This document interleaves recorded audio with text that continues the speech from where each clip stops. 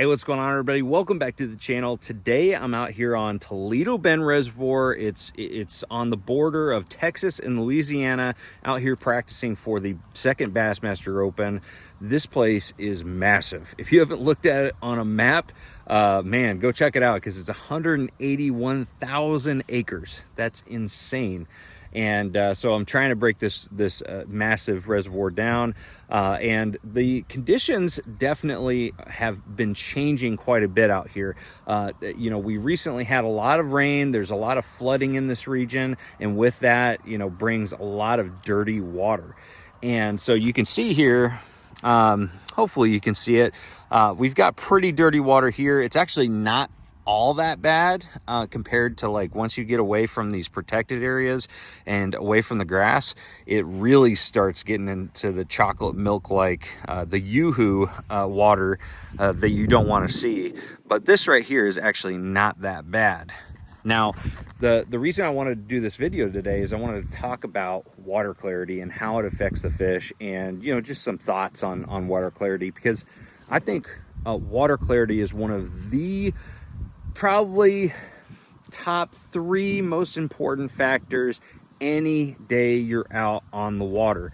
And so basically how water clarity affects the fish is, number one, it affects their strike zone. Okay, it affects how far they want to go, they're willing to go to strike a bait.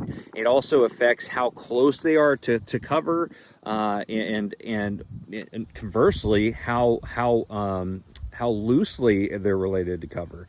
So water clarity affects a lot.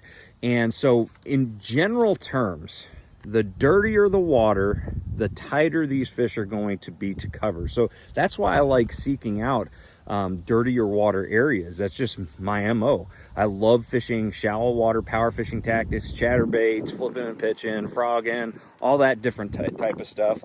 And the dirtier water, the stained water, is really where I like to be.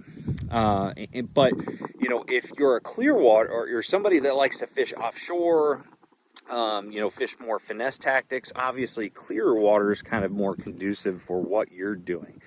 Another note when it comes to dirtier water is that dirty water isn't necessarily the best for colder water situations. So before the spawn, you know, all through the winter time, pre-spawn, that is, you want to avoid real muddy water. Now, dirty water, like this, isn't that bad. I can actually see my bait down 6-8 inches or something like that. It's not terrible for a spawning, you know, timeline here. But, you know, if you get into like the real low visibility, just dirty water, that's something you completely want to avoid when the water temps are like, you know, mid 60s or below. It's just not a water clarity that's going to be very conducive to success. But during the summertime, you can start to get into that real muddy water, and sometimes do pretty good if you're just flipping and pitching, just making real deliberate presentations to visible cover or something like that. But in general, you know, if you really want consistent success, you know, all throughout the seasons, really you're looking for that moderately stained to clear water. Clear water, the fish, you know, are catchable all year round in clear water. It's just a matter of what techniques you have to use to catch those fish in that ultra clear water. More finessey, you have to stay away from the fish a little bit more. Not necessarily the way I like to fish, but you can catch them all year round in clear water versus real dirty water.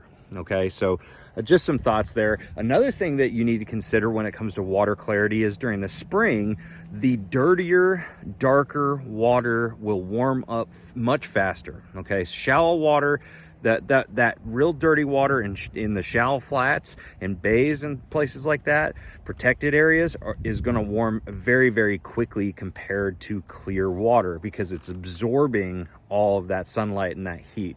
So that's just another thing to take into consideration. But to wrap it up in simple terms, dirtier the water, the closer they are to cover, and the harder they are to catch in colder conditions. And the clearer the water, the further they're willing to go away from cover and chase your bait, and the bigger their strike zone, and you can pretty much catch them all year round. But anyways, guys, those are just some principles that I use anywhere around the country when I'm trying to break down a new lake. So tell me what you think about these principles in the comment section below, and make sure that you guys hit that subscribe button if you enjoy this content. Thank you guys very much for watching. Wish me luck here at Toledo Bend, and trust the process. I'm going to see you out on the water.